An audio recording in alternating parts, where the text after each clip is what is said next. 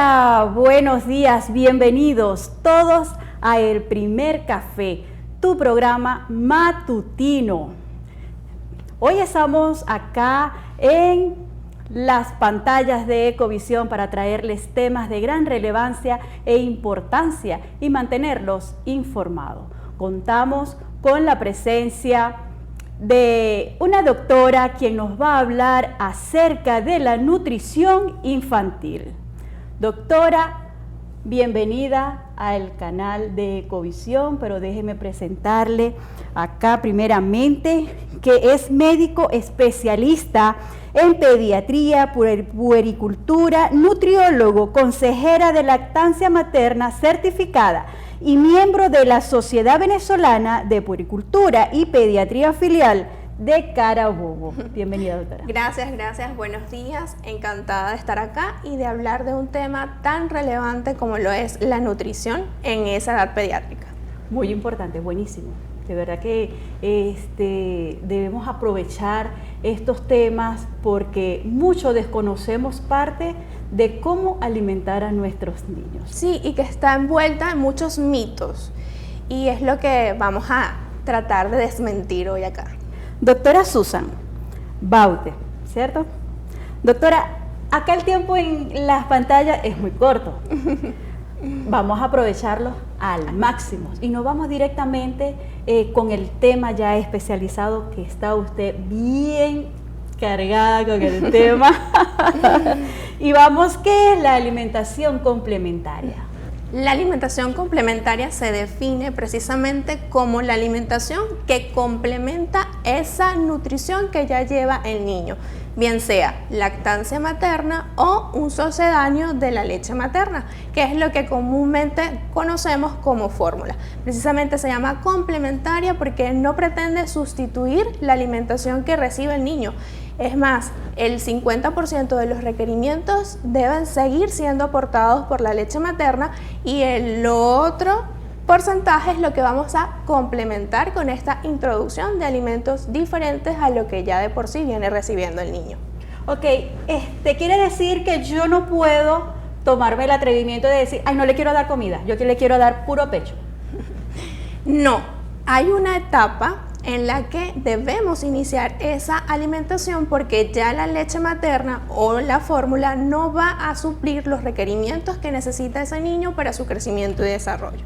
Y esto habla en torno de cuándo y cómo debemos iniciar, pero las recomendaciones y las pautas, tanto nacionales como de Organización Mundial de la Salud y las diversas asociaciones y sociedades de pediatría nos dicen que lo ideal o la alimentación óptima es lactancia materna exclusiva durante los primeros 6 meses de vida y mantenerla hasta los 2 años o más. Es decir, que ese destete va a depender tanto de cada mamá, cada familia o cada bebé, pero durante los primeros 6 meses sí debe ser una lactancia materna idealmente exclusiva y ya después de esta edad sí debemos introducir alimentos diferentes porque no se va a cubrir esa brecha tanto de energía como de nutrientes que necesita el niño para su crecimiento. Entonces no es que solo voy a mantener lactancia hasta los 12 meses y no voy a introducir ningún alimento, no. Tenemos una edad para todo y para poder cubrir esos requerimientos que él necesita. Qué bueno. La alimentación perceptiva, ¿qué es? El inicio de la alimentación complementaria o digamos que las pautas de los expertos nos dicen que nosotros debemos siempre intentar de que esa alimentación sea perceptiva. ¿En qué consiste la alimentación perceptiva? En básicamente reconocer las señales de hambre y de saciedad que tiene ese niño y digamos que crear el ambiente idóneo para ese proceso de alimentación. A veces vemos lo que yo llamo las niñeras de hoy en día, prácticamente son los dispositivos electrónicos y aunque no es del tema, pues es importante resaltar que en las últimas actualizaciones nos dicen que los niños antes de los 6 años no deberían estar expuestos a pantallas. Y vemos cómo para el momento de comer utilizan ciertos distractores y esto es un error. Entonces, en esa alimentación perceptiva debemos reconocer las señales de hambre y de saciedad que tiene ese niño y lo que yo siempre digo en consulta, tratar de quitarnos esas expectativas tan grandes que tenemos, porque a veces pretendemos que un niño iniciando se va a comer una taza o realmente una porción que quizás un niño más grande, o incluso vemos como hasta porciones de un adulto, y realmente no. Entre 3 a 4 cucharadas es lo que debe realmente por capacidad gástrica recibir ese niño entre los 6 y 8 meses de edad, y obviamente va a progresar conforme el niño crece. Pero a veces vemos, no, el niño no come, pero ¿qué le ofreces? No se comió toda la taza de crema o de papilla, y realmente es poca la cantidad que ese intestino puede recibir. Doctora, qué bueno es saber esto, porque la escuché decir que debemos de preparar el lugar para darle la comida al niño. Algo, o sea, yo me anoto allí. Algo que hacemos es ponerle musiquita, buscarle florecita, buscarle juguetico para que ellos puedan comer. Y lo otro que me llama mucho la atención es darle, cuando no quieren comer, lo obligamos y buscamos la manera de hacerle muñequitos y cositas para que abran la boca y meterle esa cucharada de comida al bebé. O sea, si el bebé no quiere, lo ideal es separar, dejar de realmente darle. No utilizar distractores, que es lo fundamental en este caso, y no dejar de insistir en el sentido de que no lo recibió a la primera instancia en que se lo di. Vamos a darnos un ejemplo. Bueno, la auyama se la ofrecí y no le gustó. No quiere decir que él no le gusta la auyama y que no va a comer auyama y que no se la voy a ofrecer más. Lo ideal y lo que los estudios nos dicen es que debemos exponer a ese niño a ese nuevo alimento entre 10 a 15 veces para que él realmente lo pueda recibir.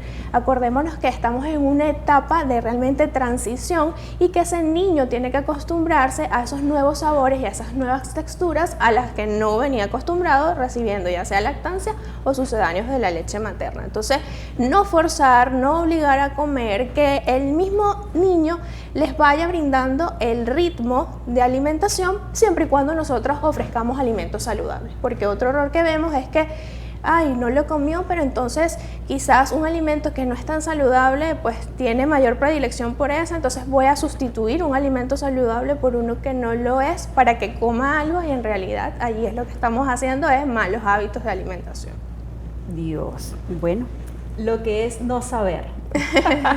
Doctora, ¿hay un tiempo específico para comenzar a darle la comida, lo sólido? Sí, inclusive esto se fue sometido a consensos en vista de que es tan diverso, y vemos como a veces desde los 3 meses, los 4 meses, por influencias de la vecina, maternas, sociales, hay que darle otro alimento, hay que introducir alimentos para que vaya haciendo estómago, es una de las afirmaciones que uno suele escuchar, y para eso se crearon ciertos consensos, entre ellos el de las asociaciones de hepatología, gastroenterología y nutrición pediátrica a nivel latinoamericano, y bueno, llegaron por fin como a un acuerdo en el que realmente, dada la madurez intestinal, renal y neurológica, el niño puede exponerse a estos nuevos alimentos a los 6 meses de edad, no antes, porque precisamente pues no vamos a tener la madurez neurológica necesaria, porque tenemos que garantizar que ese niño vaya perdiendo un reflejo que se llama el reflejo de extrusión, que probablemente quienes nos están viendo en casa han visto que en niños más pequeños algún tipo de alimento con textura diferente a la líquida, a la que está acostumbrado ya sea por la lactancia o por la fórmula, él va desplazando con la lengua ese alimento hacia afuera o lo que lleve a la boca, y eso es un mecanismo más bien de reflejo y de seguridad para ese niño, en el que no debe haber ingesta de otra cosa antes de esas edades. Digamos que es un mecanismo de defensa, y eso lo va perdiendo a partir de los 6 meses de edad. Entonces es en esa edad en la que debemos iniciar. Por eso es importante escuchar y llevar siempre un orden del tiempo adecuado para poder alimentar a nuestros hijos. Claro, ir de la mano con ese control pediátrico para también a nivel neurológico ir con esos hitos del neurodesarrollo, nosotros poder valorar que ese bebé esté apto para ingerir alimentos diferentes. Y considerar también que va a depender si el niño es prematuro o fue un niño que nació a término, porque en el caso de los prematuros nos guiamos es por la edad corregida. Entonces, cronológicamente, por fecha de nacimiento, quizás puede llegar a los 5 o 6 meses de edad, pero por edad corregida aún no tenemos la madurez o no ha terminado de alcanzar esos hitos del neurodesarrollo. Entonces, por eso es que siempre de la mano con el pediatra. Esto puede traer consecuencias graves, ¿cierto? Sí, incluso recientemente hemos escuchado mucho sobre la influencia de los 1000 días de vida. ¿En qué consiste los primeros 1000 días de vida? En que esa alimentación o esa nutrición que llevemos durante los primeros 1000 días, que incluye el embarazo y los 2 primeros años de vida de un niño, van a influir y repercutir no solamente en la infancia, sino en el futuro adulto. Entonces allí es donde vemos que esas malas prácticas de alimentación en estas edades tan tempranas van a conllevar un aumento en las frecuencias de enfermedades crónicas no transmisibles como la diabetes, la hipertensión arterial, la resistencia a la insulina, y están relacionadas a esas malas prácticas durante esos primeros 2 años. No quiere decir que si un niño después de los 2 años come pura comida chatarra o ultraprocesados o tiene malas prácticas de alimentación no va a desarrollar enfermedades más adelante, pero digamos que esa es la base fundamental desde el embarazo y los 2 primeros años. Entonces, si nosotros hacemos las cosas bien y ya creamos los hábitos desde temprano, pues no tendremos que corregir más adelante ni hábitos ni mucho menos enfermedades. Doctora, producción me indica que nos vamos a ir a un corte comercial, pero antes quiero dejar una pregunta en el aire. Alimentación clave para prevenir la deficiencia nutricionales. Después de un corte comercial, usted me responde la pregunta. Pues sí, vamos a un corte comercial y ya regresamos con más del primer café.